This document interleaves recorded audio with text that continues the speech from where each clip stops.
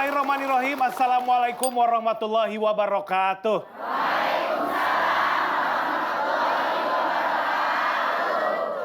Ibu-ibu sehat? Alhamdulillah.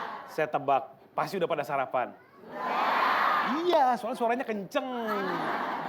Alhamdulillah, mudah-mudahan udah sarapan, udah semangat, udah seger, siap untuk mengikuti siraman kolbu dengan baik sampai selesai. Nanti ilmu-ilmunya bisa diamalkan atau dikerjakan dalam kehidupan sehari-hari ya Bu ya. Bertemu lagi bersama saya Bobby Maulana dan juga Pak Ustadz Danu. Inilah dia siraman kolbu, sejukkan hati. Sekarang saya mau absen dulu seperti biasa. Yang pertama Majelis Talim Nurul Hidayah Cibinong.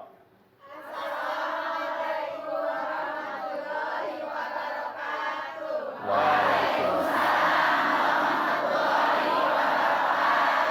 Selanjutnya Majelis Talim Tarbiyatul Falah Madani Ciampea Bogor. Assalamualaikum warahmatullahi wabarakatuh.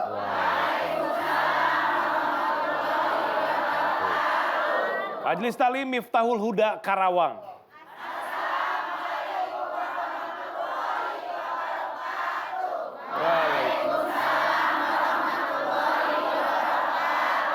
Majelis Talim Nurul Iman Atang Sanjaya Bogor. Assalamualaikum warahmatullahi wabarakatuh.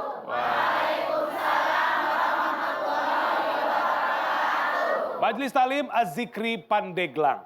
Assalamualaikum warahmatullahi wabarakatuh. Bapak-bapak boleh berdiri, boleh. Kemudian ucapkan salam, silakan Pak.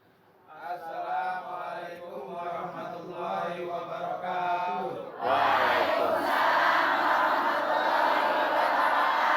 Silakan duduk, berikut saya informasikan nomor WhatsApp yang bisa dihubungin untuk pendaftaran siraman kolbu di 0816 1745 3977. Sekali lagi 0816 ya 1745 3977 di bawah sini ya Bu ya. Ini hati-hati dengan penipuan yang mengatasnamakan tim MNC TV Siraman Kolbu minta biaya dan lain sebagainya untuk pendaftaran acara ini. Itu bohong karena di sini gratis. Mudah-mudahan bisa dipahami ya, dan hati-hati juga dengan akun-akun sosial media palsu, bodong, yang mengatasnamakan Pak Ustadz Danu. Ini bisa katanya datang ke rumah Pak Ustadznya, kemudian mendoakan. Itu nggak ada, nggak mungkin juga ya. Pak Ustadz hanya memiliki akun Facebook, Ustadz Danu Official, tidak ada Facebook, Instagram, Twitter tidak ada. Jadi jangan sampai tertipu, kasih tahu teman dan saudara ya. Amin, paham Bu? Alhamdulillah, saya dari tadi ngeliatin keripik aja itu. Dari Bogor, enak banget ya Bu. Mbak Kunti jualan kentang.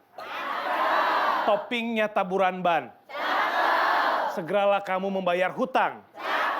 Agar tenang tanpa rasa beban. Tema kita hari ini adalah segerakan membayar hutang. Ada yang punya hutang di sini? Ada. Alhamdulillah jujur ya. Ustaz, silakan. Bismillahirrahmanirrahim. Assalamualaikum warahmatullahi wabarakatuh. Waalaikumsalam warahmatullahi wabarakatuh. Amin ya rabbal alamin. Tema kita segerakan membayar hutang. Aduh, Bu, ini saya tanya aja ya Bu. Kalau Ibu berhutang, kemudian kalau ditagih itu malu atau marah? Yang malu tunjuk tangan. Yang marah tunjuk tangan. Berarti banyak yang nggak tunjuk tangan siapa? Saya nggak tunjuk tangan. Hutang nggak? Hutang juga. Nah, memang salah satu hal yang harus kita kerjakan itu kalau berhutang adalah membayar. Apalagi sudah ada rezeki dari Allah Ta'ala harus dibayar. Lunas atau dicicil itu terserah. Yang harus disegerakan itu selain orang yang meninggal itu harus dikubur, wanita yang sudah dilamar harus dinikahkan, dan orang yang berhutang harus membayar. Sudah punya uang, biasanya nggak mau bayar. Aduh, saya itu pernah dihutangi seseorang, ya, dihutangi seseorang, ditagih malah galak. Banyak Pak Ustadz, Hah? minjemnya banyak minjemnya. Lumayan sih, nggak terlalu banyak sih, cuma 1,5 miliar aja. Banyak itu mah ya Allah. Ya, begitulah orang ya. Saudara lagi, nah gitu dia. Aduh, tapi kalau saya sekali nagih, ini kok omongannya kasar, 2 kali nagih kasar, sudah habis itu udah biarin aja. Paling nanti nggak masuk surga, gitu aja kalau saya. Saya nggak marah, nggak, paling ya ini orang kayak begini nggak masuk surga nih. Karena memang seperti itu harusnya. Dan saya nggak marah, udah biarin aja. Kali ini memang ujian saya yang harus saya terima. Memang uang itu nggak sedikit sih ya.